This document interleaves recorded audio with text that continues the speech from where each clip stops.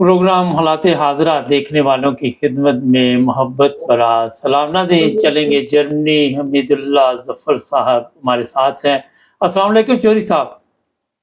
वालेकुम सलाम वरहमतुल्लाह। चौधरी साहब क्या चल रहा है पाकिस्तान के इस वक़्त जो मौजूदा हालात हैं? आपने देखा निगरान गवर्नमेंट भी आ गई है, इंतखाबात का दूर-दूर तक कोई मुझे तो नज़र नहीं आ रहा। मैंने कहा आपसे पूछते हैं, किस नज़र से देख रहे हैं मौजूदा हालात को? मौजूदा हालात तो दिन-ब-दिन जो हैं, वो ख़राब हो रहे हैं। जी। और जब किसी शख़्स को बुखार होता है, तबीयत ख़राब होती है, तो वो फौरी तौर पे डॉक्टर के पास जाता है ताकि हुँ। दवाई ले और उसकी तबीयत ठीक हो जाए। जी। इसी तरह जब पाकिस्तान के हालात ख़राब है और नज़र आ रहा है, हुँ। तो उस वहाँ पे भी ज़रूरत है कि जिस तरह मरीज़ दवाई लेकर सेहत हासिल करना चाहता है, वो मुल्क के भी हालात पे नज़र रखते हुए तो ऐसी कार्रवाई की जाए जिससे मुल्क के हालात बेहतर हों, लेकिन ऐसी कोई सूरत-ए-हाल नज़र नहीं आ रही। हुँ। और जो रूटीन है हालात की खराबी की, वो चलती जा रही है बल्कि उसमें तेज़ी आ रही है। हुँ। मसलन जो ज़ुल्म है, जी। वो बढ़ता जा रहा है। जी। और फिर ये नहीं है कि सिर्फ़ वो किसी बड़े आदमी के साथ है या कुछ है। मसलन पुलिस जो है, जी। पुलिस ने तो हद कर दी है। हुँ। वो ना देखती है कोई बूढ़ा है, ना देखती है कोई बच्चा है, ना देखती है कोई औरत है और घर में घुसती है और दरवाज़े तोड़ती है और फिर लोगों के जो है वो चादर और चारदीवारी को तहोबाला करते हुए वो जो है वो कार्रवाई करती है। हुँ। अब इन्होंने एक बच्चा पकड़ा है जी। 14 अगस्त को। हुँ। वो 7 साल का बच्चा है हुँ। और 7 साल के बच्चे को पकड़ के वो ले गए हैं और जो है वो उसको 5 घंटे बिठाए रखा हुँ। और फिर वो जुर्म उसका ये था कि उसके हाथ में पीटीआई का झंडा था। हुँ। तो उसको पकड़ के ले गए और फिर उसके मुकदमा और उसको 9 मई के वो जो हुआ है, उसमें उसको नामज़द किया है। हुँ। अब वो 7 साल का बच्चा है, वो लाहौर कभी आया ही नहीं, हुँ। ना वो 9 मई को लाहौर में था, लेकिन उस झंडे के जुर्म में उसको पकड़ के तो उन्होंने उस पे वो पर्चा कर दिया है। अच्छा, अब वो गरीब बच्चा है। हुँ। अच्छा, जब उसको छोड़ा, उसने अपने दरवाज़े के बाहर बैठ के एक क्लिप भेजा है, हुँ। जिसमें वो कह रहा है कि आप जो है वो मैंने तो कोई जुर्म नहीं किया, हुँ। तो आप मुझे पकड़ के ले गए और 5 घंटे बिठाए रखा और मैं जब घर आया आप मेरे अब्बू को उठा के ले गए हो, हुँ। तो आप मेरे अब्बू को ढूँढो, उसको वापस लाओ और हमारे घर ना आया करो। ये हुँ। पुलिस को कह रहा है। अब जब उस पे चार्ज हुआ है और उसको फिर जब उधर लाहौर जाना पड़ा, तो पुलिस जब पकड़ के ले गई है उसको लाहौर ना, अदालत में पेश करना था। जी। तो जो उसका वकील है, वकील एक बहुत ही मेहरबान आदमी है, आज मैंने उसकी बातें सुनी हैं। हुँ। वो कहता है कि वो मैं बच्चे का केस फ्री लड़ूँगा, मैं कोई फीस नहीं लूँगा। लेकिन उसने एक वाकया बयान किया है। जी। वो कहता है कि वो जब बच्चा आया तो अच्छा, दूसरी बात ये है कि मर्ग साहब, बच्चों के लिए जेल अलग होती है। हुँ। बड़े जो बालक हैं उनकी अलग और बच्चों की कोई जेल नहीं है। हुँ। अब उस बच्चे को वो जब वकील ने वो कर रहा था केस की कार्रवाई, तो उसके जो बच्चे के अज़ीज़ थे, चचा, चाचा वगैरह, उन्होंने कहा जी वो बच्चा आपसे मिलना चाहता है। हुँ। तो उन्होंने कहा ठीक है, मैं ना ये कार्रवाई करके तो मैं आता हूँ, आप मेरी गाड़ी के पास खड़े हो।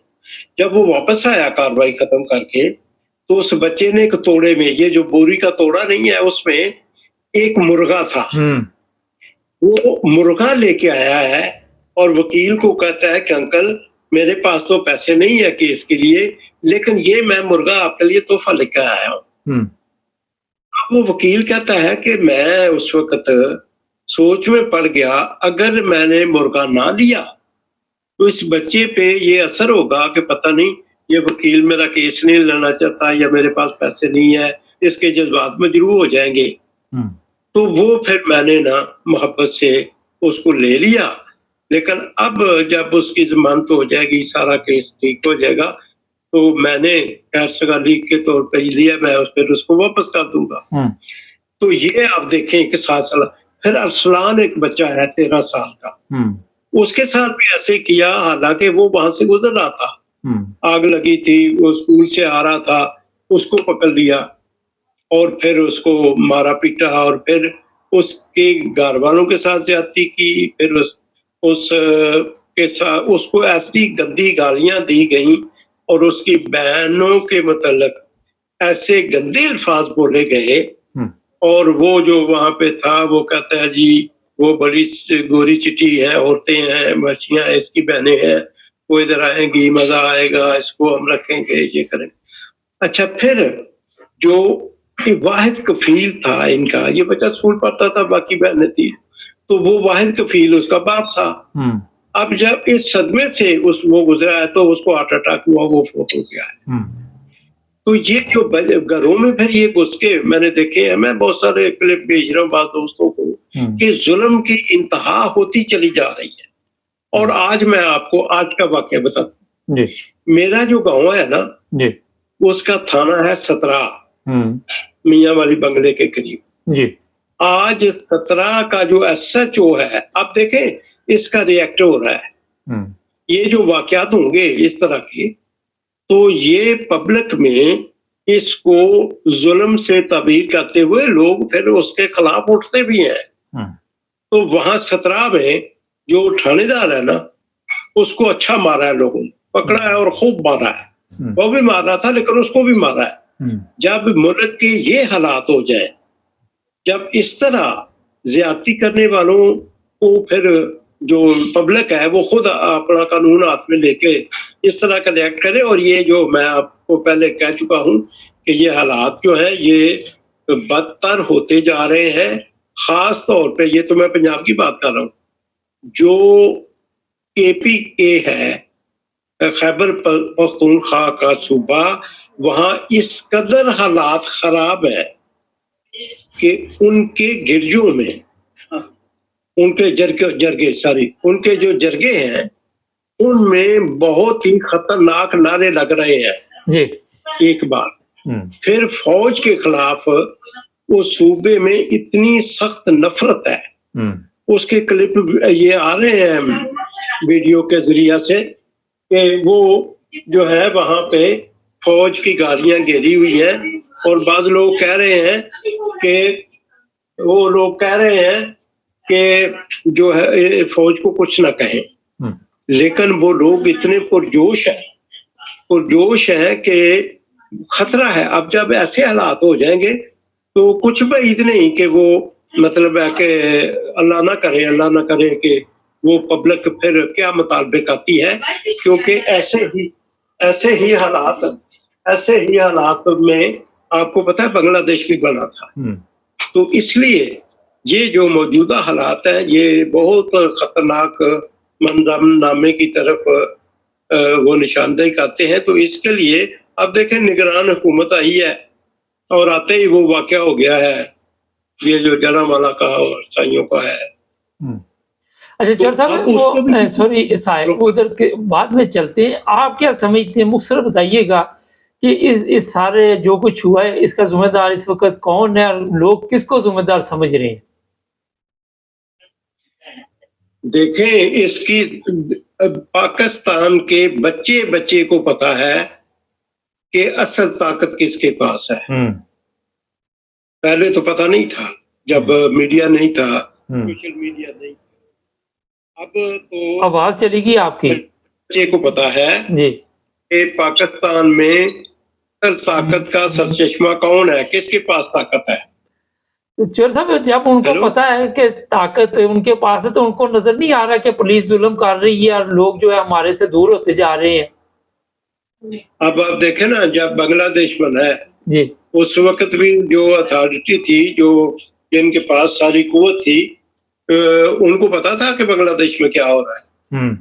उनको पता था कि वहां पे किस तरह का और वहां पे भी यही किया गया था कि वहां पे आपको पता है जब मुज़ाकरात नाकाम हुए हैं जी, ढाके में रात को जो ऑपरेशन किया है उसने जनरल टिक्का खान ने, जी, पता था ना, हाँ जी, लेकिन आंखें बंद की। जो असल में जो ताकत का नशा होता है, जी, जब इंसान कुर्सी पे बैठता है ना, फिर अकल और होश और आवाज उसके खत्म हो जाती है। हुँ, फिर उसके लिए वो कोई ऐसा बंदा हो जो अल्लाह का खौफ रखने वाला हो तो वो सही फैसले कर सकता है, हुँ। वरना नहीं। अच्छा चौधरी साहब तो ये ये बताइए इमरान खान के बारे में आपका क्या ख़्याल है कि इसको छोड़ देंगे या नहीं छोड़ेंगे?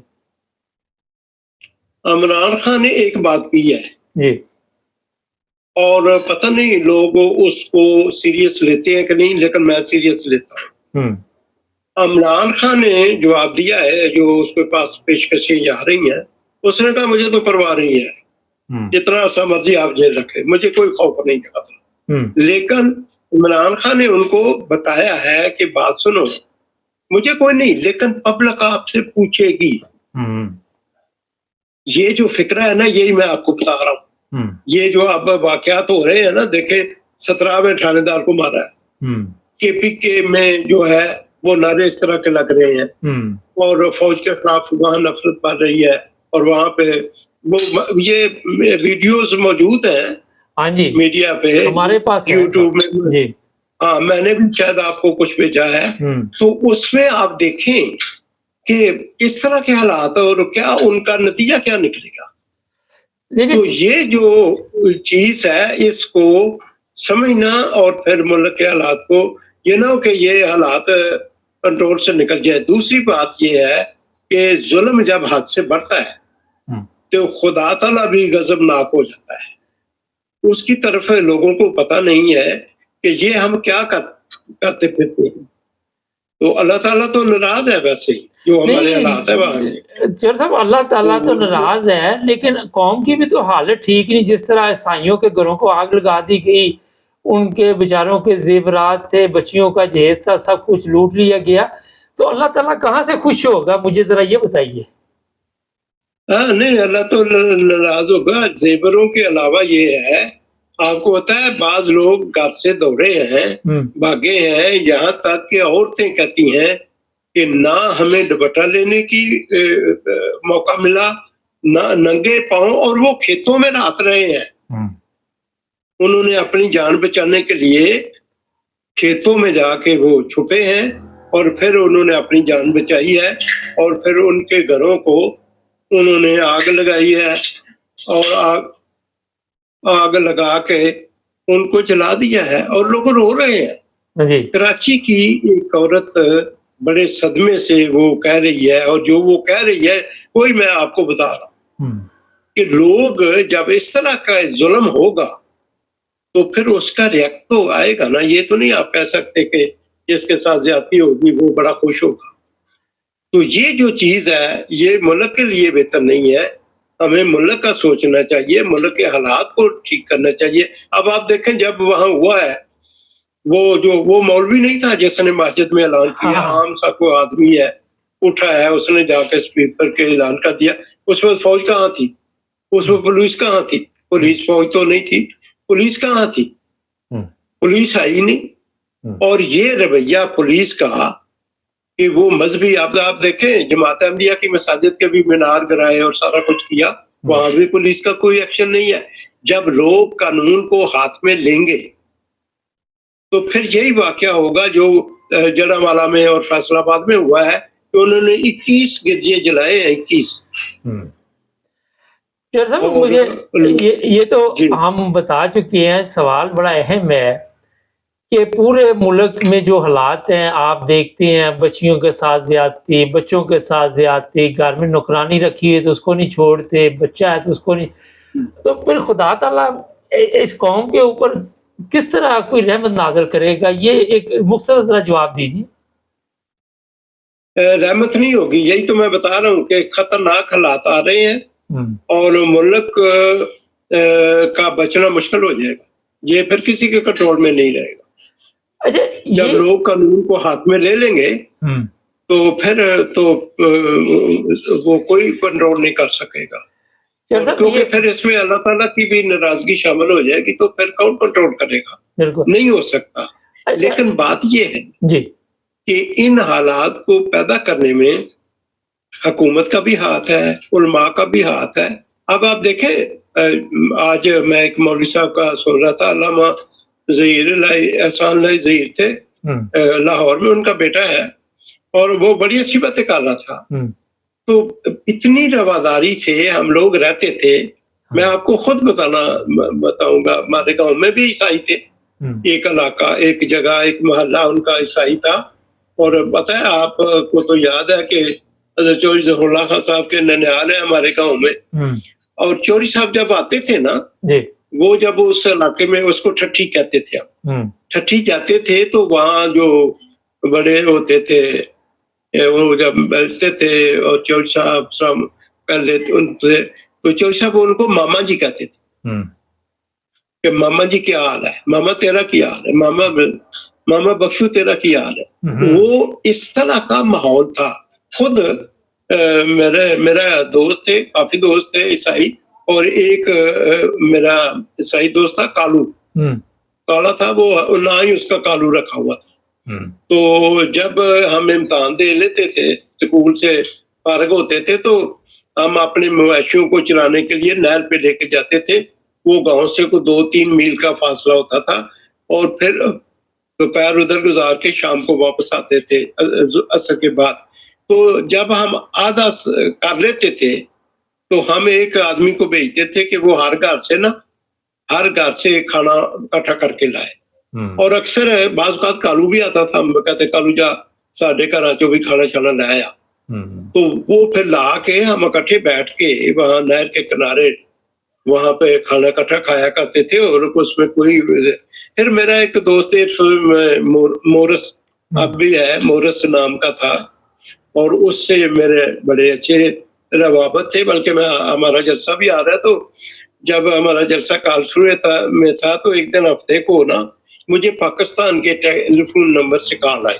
हुँ, तो मैंने वो कॉल अटेंड कर ली, पौधे था उस वक्त जलसे का। तो उसने कहा कि चौधरी साहब मैं मोरस बोल रहा हूँ। मैं क्या मोरस की हाल है? ठीक है। तो उसने मुझे बताया कि मेरा बेटा है इधर इटली में, हुँ, और काम नहीं उसको मिल रहा, उसके हालात खराब हो गए, तो वापस भेज देंगे। तो आप इधर हैं यूरोप में, तो आप कुछ करें और उसको कोई काम शाम दिलवा दें। और फिर पता है उसने क्या कहा? उसने मुझे कहा कि जी मैं आपको ना कहूँ तो बताएं मैं किसको कहूँ? हुँ, तो ज़बरदस्त। मैंने कहा मोरस तुम फिक्र ना करो, तुम मेरा नंबर बच्चे को दो, हुँ, और बच्चे को कहो वो मुझसे राब्ता करे। मैं इस वक्त जलसे में हूँ, हमारा जलसा है यहाँ, तो मैं फिर बात करूंगा। तो हुँ, वहां पे हमारे एक डॉक्टर थे, मेरे दोस्त थे। मैंने फिर उस डॉक्टर साहब को कहा और बताया उसको। हुँ, मैंने कहा ये अहमदी नहीं है बच्चा, ये ईसाई है। हुँ, और उसका नाम था साकिब शहजाद। हुँ, मैंने कहा ये ईसाई बच्चा है, इसका बाप बहुत अच्छा इंसान है और मेरा बहुत गहरा दोस्त है, तो इसका काम करना है, इसकी नौकरी जो है वो लग जाए, और कल को इसके लिए कोई मुश्किल ना हो कि यहाँ ना। अब तो वो जर्मनी आ चुका है, अल्हम्दुलिल्लाह सेट है, ठीक है। हुँ, तो मकसद ये है कि इस तरह के तल्लुकात थे। ज़बरदस्त। चल और साहब टाइम कम रह गया अब बहुत। जी, हाँ जी, अब जो हालात है, जो हुआ है, जो हो रहा है, और आइंदा भी इसका कोई तदारक नहीं है, तो वो तो फिर अल्लाह ताला ही रहम करे इस मुल्क पर, क्योंकि फिर तो हालात बहुत ही खतरनाक नज़र आ रहे हैं। चल साहब ज़बरदस्त बातें हैं आपकी। मकसद यही है कि हमें एक कौम बनना होगा और पाकिस्तान के लिए सबको इकट्ठा मिल-जुल कर चलना होगा, मज़हबी नफ़रत को ख़त्म करना होगा। चल साहब आपके साथ और भी प्रोग्राम करेंगे इसी मौज़ू पे। आपका बहुत शुक्रिया। जज़ाकमुल्लाह। Thank you. चर साहब ने जिस तरह बताया कि कोई किसी भी मज़हब से तल्लुक़ रखता है, किसी भी फ़िरके से तल्लुक़ रखता है, हम पाकिस्तानी हैं और ये मज़हबी नफ़रत कहाँ से कहाँ ले गई मुल्क। और जो शुरू में वाक़यात इन्होंने बताए, वो कोई ईसाई लोग नहीं थे। ये जो कुछ वो बताया कि पुलिस पकड़ रही है बच्चों को, और बहनें चिट्टी, गोरी चिट्टी हैं, और भी केस बेशुमार हैं। तो अपनी इस्लामी हालत पे पहले नज़र डालें कि आप इस लायक हैं कि आप कोई मुसलमान होने का दावा करें। नाज़रीन, हमारे चैनल को सब्सक्राइब करें, जुड़े रहें हमारे साथ।